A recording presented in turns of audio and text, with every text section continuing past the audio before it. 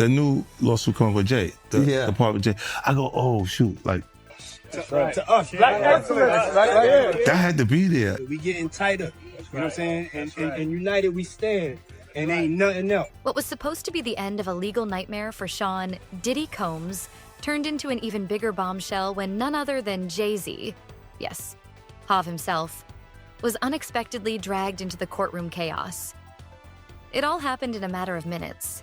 Now, I bet you want to know why Jay-Z and Beyonce's name keep popping up around the whole Diddy thing. Well, that's why I'm here. Now, first thing you gotta know is when somebody like Diddy gets taken down, things always start out as a rumor. Diddy has had rumors floating around for like decades. Well, Jay-Z had a problem. He right there in the corner, by the way. Jay-Z has had a few rumors himself, but more like speculation. People see Jay-Z in a picture of R. Kelly, they're like, I guess they both make music. Then Jay-Z with Harvey Weinstein. People are like, I guess they both do business. Then, of course, Jay-Z with Diddy. Now, hold on. Here's the thing. Jay-Z and Diddy go way back. Like back to the days when they were both coming up. So you could say they might just have a lot of respect for each other. But on the other hand, people are like, well, if you've known each other that long, Jay-Z, you must have known what Diddy was on. But Jay-Z has always had a history of keeping quiet, which brings us to Aaliyah. Now, I'm sure y'all remember R. Kelly dated Aaliyah when she literally needed her parents' permission slip to get married. Now, if I remember correctly, her parents got the permission slip and said, marry who? And that's how this whole thing got exposed. Now, a lot of people in the industry actually knew about this relationship because they would work with R. Kelly. They would be in the studio with R. Kelly. Now, according to Dame Dash, who listened closely, was Jay-Z's first business partner and also dated Aaliyah when she was 21. He said this is how it went. He said he didn't want anything to do with R. Kelly because everyone knew what type of timing R. Kelly was on. He looks over at Jay-Z and Jay-Z's out here creating collab albums with R. Kelly. But then he saw why. For starters, everyone had a crush on Aaliyah. People were waiting down the clock until she turned 18. But Jay-Z decided to get a head start. Now, there was absolutely no proof that Jay-Z went after Aaliyah, but people were like, let me see another picture. But apparently Jay-Z wasn't successful and Dame Dash started dating her when she was 21. Now, what does this all have to do with Diddy? It's the secrets. It's the, like what happened to Diddy, making people wonder. Nas came out, well, he technically didn't come out and say this, but while he was having his legendary beef with Jay-Z, he's doing a radio interview and he's saying, it's weird that Jay-Z be working with people that need a permission slip to marry somebody, R. Kelly. But again, rumors, kind of like what was happening to Diddy. But then this lawyer comes out and says, boy, do I got some news for y'all. And here's where it starts to get wicked. Now, he's going after Diddy. Specifically, listen closely, anyone that Diddy might have done something to, or anyone who has watched Diddy do some of these things and stayed silent about it. Now, first of all, the lawyer's taking calls from anyone. So theoretically, anyone could just call trying to get some money saying Diddy did this to me, Diddy should pay me. But in the lawyer's defense, I'm sure he's looking for people with proof. Honestly, I don't know him. He could be trash. Anyway, what he said next is what got people interested. He said, and I got some names. He said some wild names. Some names that will blow your mind. He's selling this. He's saying, yo, y'all finna wild out when you hear these names. I'm not gonna say it now, but y'all finna wild out. But people were like, Now, in Beyonce's case, it's just because she's married to Jay-Z and she's been in the industry for like 20 years. People are like, you must have known something. But that's all people have. Now, in Jay-Z's defense, he's famously all about the money. As far as we've seen, he's always been around Diddy for like a public event or when money's involved. He had just been declared not guilty in his federal RICO case. Months of stress, speculation, and nonstop media coverage had finally ended. The courtroom was tense. His legal team exhaled. Did he close his eyes for a second, seemingly relieved? It was over, or so he thought, because just as the verdict was read and reporters raced to file breaking news, a clerk handed a sealed envelope to the judge. The judge opened it, scanned the contents, and his expression immediately changed. What followed sent shockwaves through the courtroom. A new subpoena, a new name, Jay-Z, in an absolutely jaw-dropping turn. The judge announced that new evidence submitted during trial had triggered a separate inquiry involving Sean Carter. The courtroom froze. Diddy, who seconds ago was basking in legal victim. Information. Of course, regardless of whether information qualifies as exculpatory or impeachment, it must be disclosed in time for its effective use at trial. And the defense continues, moreover, because the government continues to refuse to identify who it views as a victim, also means that the government is also failing to meet its Brady and Giglio obligations with respect to any other alleged victim. Requiring Mr. Combs to follow up on all exculpatory evidence in the 6 weeks before trial is unconstitutionally burdensome. 3,500 materials should also not be produced with an attorney eyes only designation, particularly if the court adopts the government's proposal to delay disclosure of such material until March 21st, 2025. Defense counsel will need Mr. Combs' assistance to properly review the material and effectively prepare for trial. Now, finally, the parties they agree for once. They agree about the witness and exhibit list. The prosecution proposes submitting that list 3 weeks before trial, April 14th, 2025. They say earlier than that doesn't make sense because those motions in limine excluding evidence or arguments won't have been decided yet, and that will affect who or what the government will present.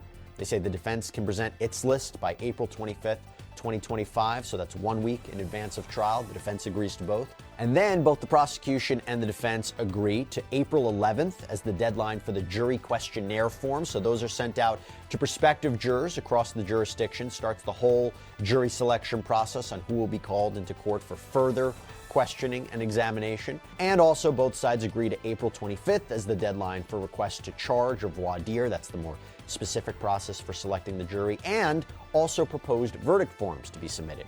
So in the end, what do you see here? You see a little gamesmanship, you see a little strategy, a little practical difficulties all at play here.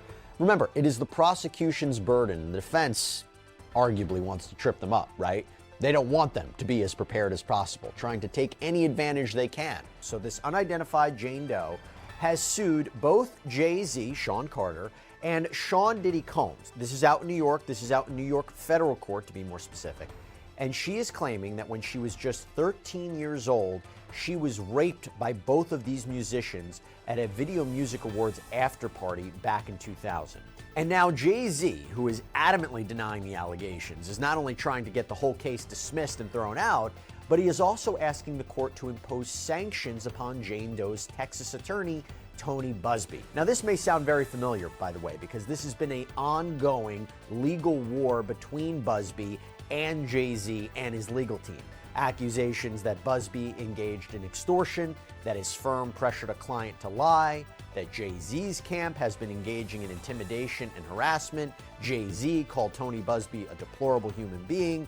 He even filed a lawsuit against Tony Busby. And by the way, Jay-Z and his legal team, their position was that Busby had extorted the rapper, that Busby allegedly threatened Jay-Z during negotiations that he would go public with these claims. Jay-Z says these are false claims, but public with these claims unless Jay-Z agreed to pay what they claim is a, quote, exorbitant sum in private mediation within a 2-week period.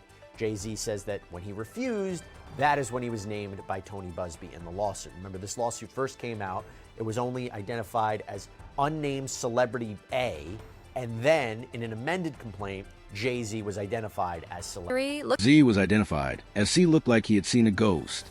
According to sources close to the case, the surprise mention of Jay-Z came from a confidential witness who dropped a bombshell in closed-door testimony. That witness alleged connections between Diddy's business operations and financial dealings that they claimed also implicated Carter in a broader network of corporate shell strategies. Let's be clear, Jay-Z hasn't been charged, but being named in court like this, it's serious. Diddy instantly lost it. Witnesses say he slammed his hands on the table, shouting, "Why are you bringing Jay into this?" He got nothing to do with it. Security moved in. Court officers tried to de-escalate. One of Diddy's attorneys had to physically restrain him from approaching the bench. Cameras were rolling. Reporters captured every second. The courtroom was chaos. And the internet, it exploded. Before the news had even finished leaving the judge's lips, number Jay-Z subpoenaed was already trending.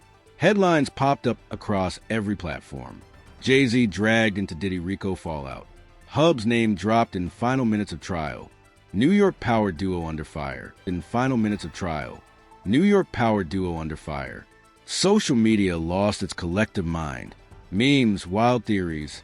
In sex work for him during his white parties from 2004 to 2009 at defendant Combs' homes in Miami, Florida, and Hampton, New York. Again, we do not know for sure if she is now a part of this criminal case, but that's where my mind went, okay? I thought about the time frame. I thought about her civil lawsuit. It's not outside the realm of possibility. So again, we don't know for sure if she's an alleged victim or a key witness in this case, the same way we don't know for sure if Cassandra Ventura is either, but, you know, we're looking between the lines. Oh, and by the way, let me just add this. Generally speaking, several lawsuits have alleged illegal conduct committed by Combs between 2004 and 2008. Okay. Now, one other thing I have to mention about this, the significance of this change, is that the original complaint had 2008 to the date of the indictment. Now it's 2004 through in or about 2024. So that signifies to me they may be talking about a criminal enterprise engaging in illegal activity even after the indictment. And that's not surprising because, as we reported here on Sidebar, Combs has been accused of breaking the Bureau of Prisons rules as he's locked up at the Metropolitan Detention Center out in Brooklyn, New York. He's been accused of using other inmates' PAC numbers, engaging in three-way phone calls, using others to try to reach out to victims and witnesses. Now, I'm not saying this is what prosecutors are referring to, but there have been allegations that he and those close to him have been engaging in alleged misconduct since his arrest and indictment. So maybe that's why you see the change in that time period. All right, so now let me move on to the next change that I noticed. And again, this is trying to broaden out, in my mind, trying to broaden out the scope of alleged illegal activity from just freak-offs. This is beyond just freak-offs. Why? Because in the superseding indictment, it says now some of the commercial sex acts were freak-offs. So you have commercial sex acts that could be illegal that don't, again, rise to the level of freak-offs.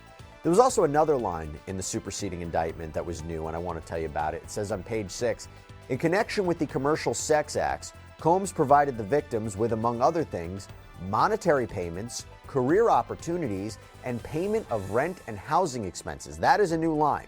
And it seems to me what they're really trying to do, prosecutors here, are trying to explain the commercial element of these acts, providing or promising something of value to coerce these people into doing this.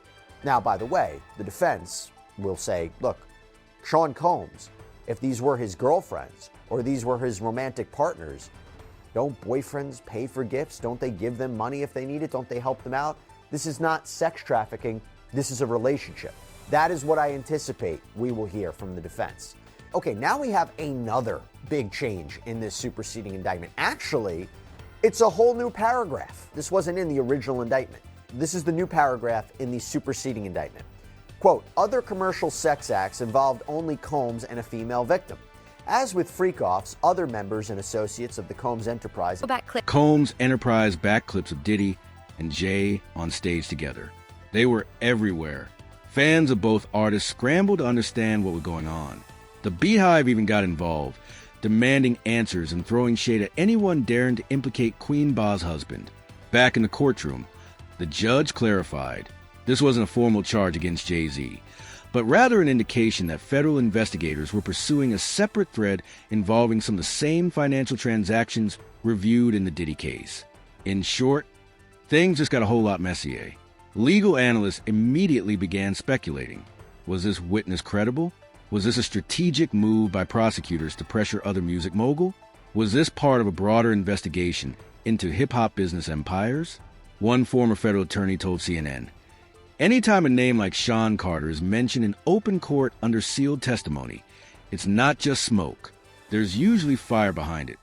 Diddy's reaction told us everything. Sources close to the bad boy founders say he's been shattered by the way the trial ended. What should have been his redemption moment turned into a new scandal, one that could pull down not only him, but his longtime friend and collaborator. And let's not forget the history between Diddy and Jay-Z.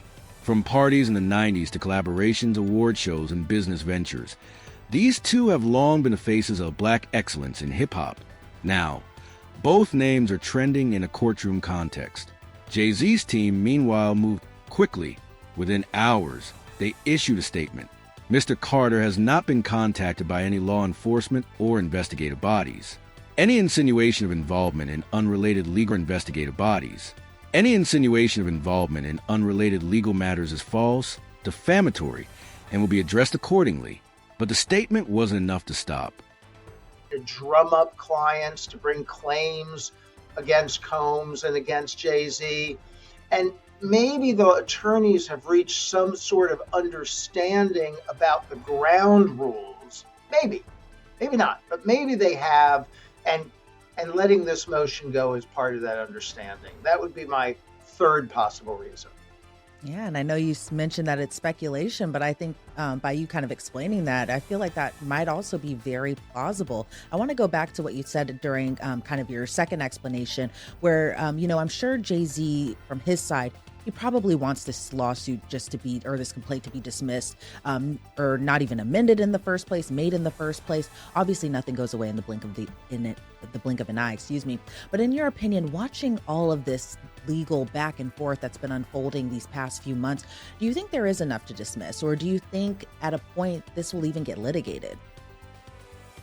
I think it's going to get litigated. If I had to guess, I haven't really studied the complaint against the motion to dismiss, so I don't have a advanced opinion about it.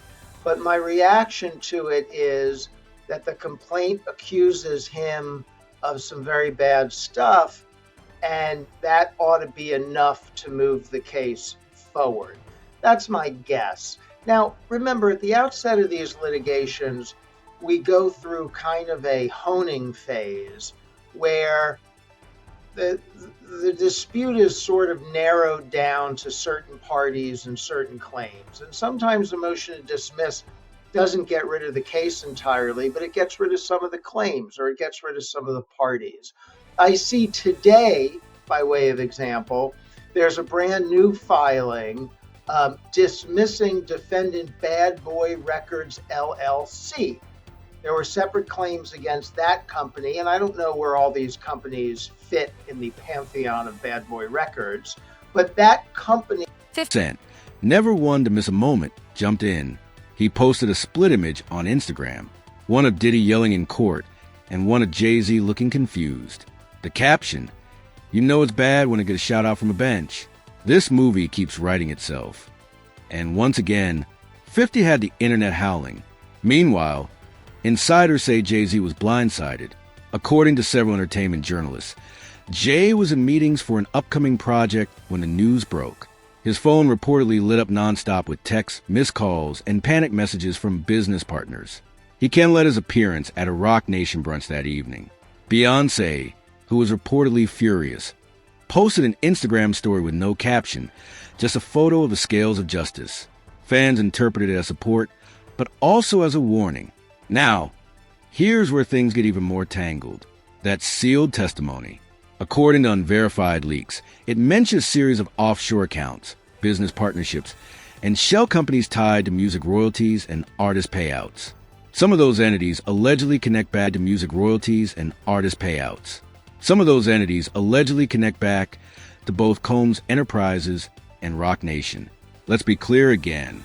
That is very, very similar to the description of the freak-offs. I guess what's happening here, prosecutors might be looking at their case and saying, we're going to describe these alleged illegal sexual episodes, these instances of sex trafficking, and if the term freak-off wasn't used, or it's not characteristic of a freak-off, then a jury could look at this and say, prosecutors, I don't think this is a freak-off as you described.